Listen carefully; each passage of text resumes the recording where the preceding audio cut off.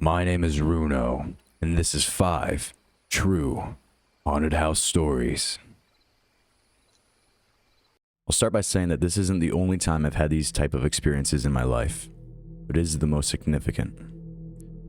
It was 1989 to 1990-ish. I was about 3.5 years old. My parents, 2 siblings, and I were staying at my maternal grandparents' house overnight after some random family function. Grandparents lived in southern Nassau County, Long Island. An area, from what I've been told, was where the American natives and the colonists would have violent confrontations. If there was a conflict, it happened on those lands. Heavy, I know. 3 a.m. I'm in my bedroom sleeping. To get an idea of the layout, the room was a 12 by 12 square. Bed was against the wall opposite the door, sleeping on my side facing said door. I woke up randomly, frozen. A few moments later, I see an apparition of a man walking rather slow past the open door, pushing some type of cart or wheelbarrow, wearing what looked like a long burlap frock coat and a wide-brimmed hat, maybe 6-ish feet tall. Long hair, high cheekbone facial structure. I remember these facial features and what he was wearing clearly.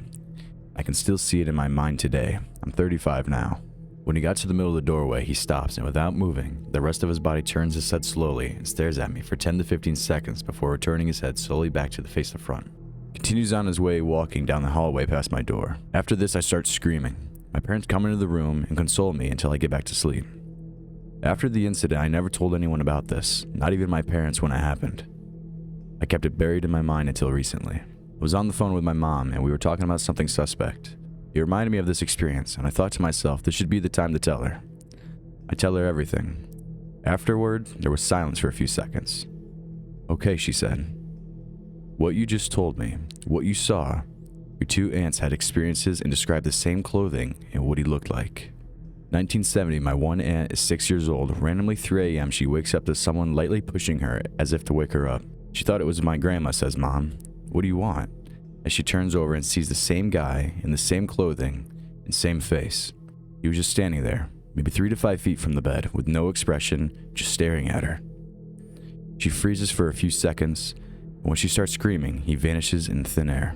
1980, my other aunt was alone at the house and staying overnight. She's sleeping in my grandparents' bedroom. 3 a.m., wakes up, opens her eyes and sees the same figure, wearing the same clothing and same face, standing in the opposite left corner of the room, staring at her. She freezes, and without blinking a few seconds later, he, from what my mom said, teleportically shifts to the opposite right corner of the room, staring at her. Again, after a few seconds, just vanishes. This aunt was how old I am now at the time. Starts screaming and tailing it off. Anyway, I kind of wrote my experience off as maybe sleep paralysis. But after what my mom told me, the hypothesis flew out the window real quick. 2 years ago, my wife and I moved in with my dad to keep an eye on him. He's getting old and his health isn't the greatest. As it turns out, the place is haunted. At first we thought it was haunted by the previous owner's wife, but now we're not so sure. The previous owners had lived there for the last 40 to 50 years, and before then, there was nobody on the property. They were the only ones to live in the home before us. The husband passed away about 4 years ago, and his wife passed 10 or so years ago. Before we moved in, my dad told me how things would disappear all the time. A month or so before moving in, we visited for the evening. We all sat in the living room talking and watching TV. Dad said he had a 6-pack of beer in the fridge and how I could have one. A few minutes later, I got a beer. It was in bottles, in a 6-pack box. I opened the fridge, pulled the bottle out of the box without so much as touching the box, and shut the door. I went back to my seat and we continued doing our thing. From where I was in the living room, I could see the fridge. My dad could see the whole kitchen and was facing the fridge. Half an hour later, he said he might as well go and have one too. So he got up and went to the kitchen to get a beer. While he was in there, he said to me, "You could have put them back in the fridge. They're getting warm." I said, "What?"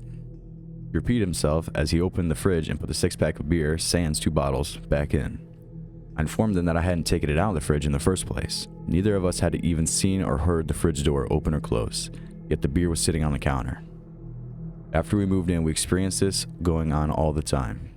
After 2 years, I've lost over half a dozen DVDs. I can't begin to list everything I've gone to look for, only to have it be gone. Sometimes I find something a while later in a completely different spot, but most of the time we just never see it again. I had to get my Indiana's driver's license, which meant I had to take their test. I took a study book home to read up on what they consider to be traffic laws.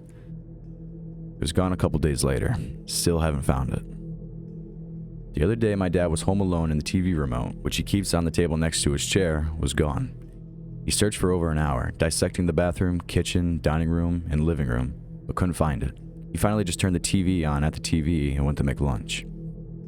He turned on the oven and got frozen chicken out of the freezer. He opened the bag of chicken and realized he forgot to get the baking tray out of the oven, so he opened it. The tray was in the oven with the remote sitting on it. Another thing that happened once to me, my wife and I laid down in bed one night. Our dog jumped in on us like she does, and I felt her flop down. When she did, I felt her lay up against my shins, which she always does. My wife told her to move, and I felt her move away from my legs. My wife told her to move again, and I said she did. My wife said she didn't move, and she said she has been laying right in between us the whole time.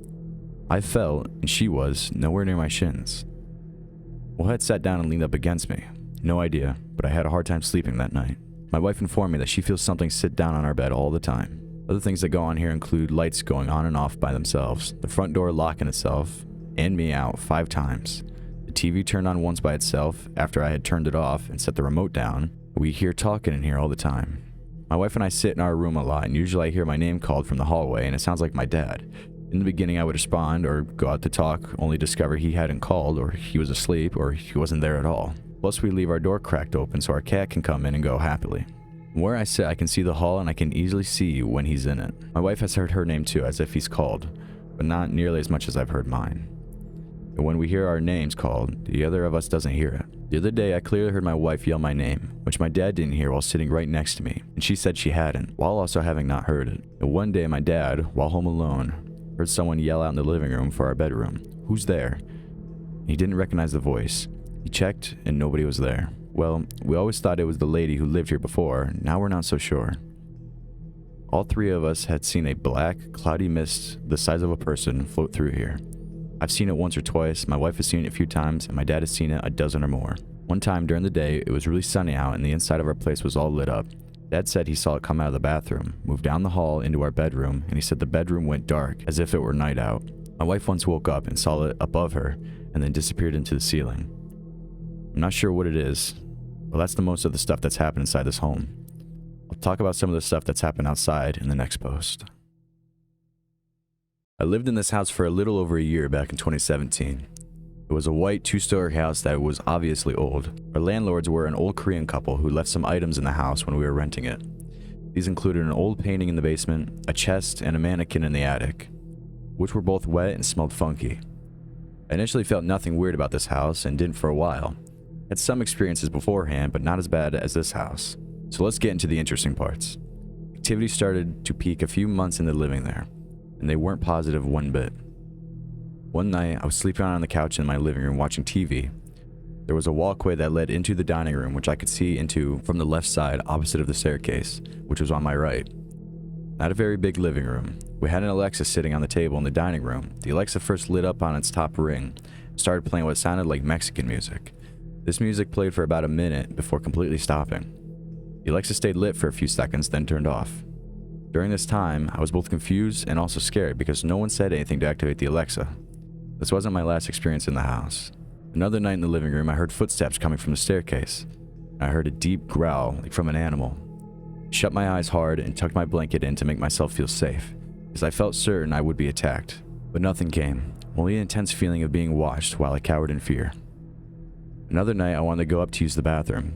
Coincidentally, the light switch for the stairs happened to be up the stairs, meaning I had to walk upstairs in the dark. We had a laundry chute built into the wall on the side. Because I saw nothing, I wasn't aware that the chute was wide open, which slammed shut, making a super loud clapping sound on the polished wood. Startled, I ran back downstairs and cowered in my blanket on the couch. Whenever I would sleep in my room, I would hear footsteps lightly walking through the hall and making obvious creaks in the floor, and always stopping at my bedroom door. Every single night for a week. Each time I'd text my dad to check, he would open his door and tell me no one was in front of my door. One incident happened to me. My dad and brother came home to find box light bulbs shattered all over the basement floor. And another incident was when he came home at night, sat down, and heard a loud thud come from the basement. We called the police to investigate, and they found absolutely no one anywhere in the house. Let me know what you think was happening in my house. I'm not sure if it was a demon, but it was negative. It was trying to taunt me. Thank you for reading. My grandma's house is in a small town, and I grew up right across the street from it. Spent a lot of time in that house and have experienced some crazy things. The house was built in 1845. and the Underground Railroad was tunneled out under the town and ended at that house. The house was built by a doctor, and he would treat slaves as they came to the house from the tunnels. One night I was trying to fall asleep upstairs. The bedroom I was in between two other bedrooms. We called this the middle bedroom. As I was in bed, I heard footsteps coming up the stairs. I originally thought it was Grandma wanting to check up on me. As the steps neared the top of the stairs, I was startled because I didn't see anyone come up. The footsteps stopped for a moment, then began again, but now the steps were in the hallway. I had a direct line of sight to the hallway from the room I was in, and nobody was there. I covered my head with my blankets because I was so terrified I didn't know what else to do. I could still hear the footsteps as they walked back and forth in the hallway from the first bedroom to the third bedroom, every round passing in front of the middle bedroom. I stayed under the covers, and every once in a while I would work up enough courage to look. This took place for hours, so this wasn't something that went on for a brief moment. And during that entire time, I could easily hear the unmistakable footsteps. I could not see who was making them. A few months later, my aunt asked if I ever stayed in the middle bedroom, and if I heard the same footsteps walking in the hallway that she heard when she was a little girl growing up in that house. Last December, I fled an abusive relationship and crashed with my friend Amy. She lives in an upper-level duplex that's quite small, and I stayed there for a while with my cat and dog, which was a lie because she also has a dog. Next door to the duplex is a cute, old 4-bedroom house that is owned by Mark, a friend of Amy's, who lives abroad. The couple who was renting out Mark's place bought a house and moved out. They suggested to me that it would be a great place for me to stay while I continued my apartment search. I was absolutely elated and agreed immediately. Mine and Amy's dog could play every day, we could still see each other all the time. I was excited at the opportunity and paid Mark some rent, but mostly he just wanted to help me out with my situation and someone to house sit until he came home in May. I live in a very cold, snowy climate, so looking for a place in the May is exponentially easier. Amy informed me the house had quirks and a creepy basement and told me if I ever felt creeped out there all alone, I could come back whenever. She lived in that house for a couple years, so I took her word for it. When one of the tenants showed me the place for the first time, I definitely felt something very off. I chalked it up to the weird layout, the draft, and the lack of sunlight in the rear of the house. Upstairs was 2 bedrooms and a bathroom in the middle. The front bedroom was warm and sunny, and the rest of the upstairs was very cold, noticeably colder than the rest of the house. Upon entering the backstairs bedroom, it felt like a downward shift. Like the energy in that room felt so strange, and I felt like I wasn't wanted there, so I barely looked around and just closed the door behind me. The first couple of weeks, nothing much happened, but I never felt at ease. I felt like I was being watched. I wrote it off as easily being spooked in a large house, and it was my first time living alone. I started having trouble sleeping despite my room, the upstairs front bedroom, being the only place in the house I felt at ease. One night, I decided to smoke some weed and watch a movie in the living room, kinda late at night. I fell asleep on the couch and woke up with what I saw was someone running up the stairs and slamming the back bedroom door. My dog looked startled too, and ran upstairs and started growling at the closed door. No one was in there. I decided to lay off the weed, but some nights after that I heard footsteps pacing in the back room. The next thing that started happening was while I was in the bathtub in the upstairs bathroom. My dog would lay in the doorway and just stare at the back room. Sometimes he would growl or bark at it. I'd also come home to find the door open, when I definitely shut it, or I'd hear my cat meowing to let me in the room. On a couple occasions, I found my cat shut in the room. Also around this time, my bath towel went missing, and I looked absolutely everywhere for it. It began to take a toll on me. I started having nightmares every night, and I would wake up almost every night to my dog whining between 3 or 4 in the morning. I always felt like I was being watched, and the house felt so heavy. I told Amy about this, and she confessed to me that she had some weird experiences in the house when she lived there as well. Her bedroom was the back room. A couple times she woke up in a semi-dream state to a man at the end of her bed and began talking to it. She then woke up for real and saw texts from her roommate asking who she was talking to. She also would see things moving out of the corner of her eye, hear footsteps, and feel like she was being watched. She told me of an instance of seeing footsteps in the snow going from the back door to the middle of the lawn and disappearing. One day I was in the living room, hearing footsteps, and just felt so overwhelmed by the presence I was crying, and decided to have a go talking to it. I said, "Hey, I know this is your house too. I'm leaving in a month. I've been through so much pain these past 2 months. Please, just leave me alone." Then the door upstairs slammed, and that was the last I heard for a while. My nightmares stopped, I started sleeping through the night, and felt less of the presence. One night I was hanging out with Amy in her backyard with the dogs and her downstairs neighbor, Sam, to celebrate me finding an apartment. I went back in the house for some more beers and to grab a sweater. I went to run up the stairs, and standing there at the top was an opaque, black silhouette. I couldn't make out any features, but it was real as a person standing there. I screamed and ran back down and turned on the stairway light, only to find no one was there. and the back room open. Finally, my move-out day had arrived, and felt so relieved to feel absolutely nothing in my new apartment. I went back to the house one last time to check to see if I forgot anything, and there, right in the middle of the floor of the back room, was my bath towel. Still slightly damp, as if I had just used it.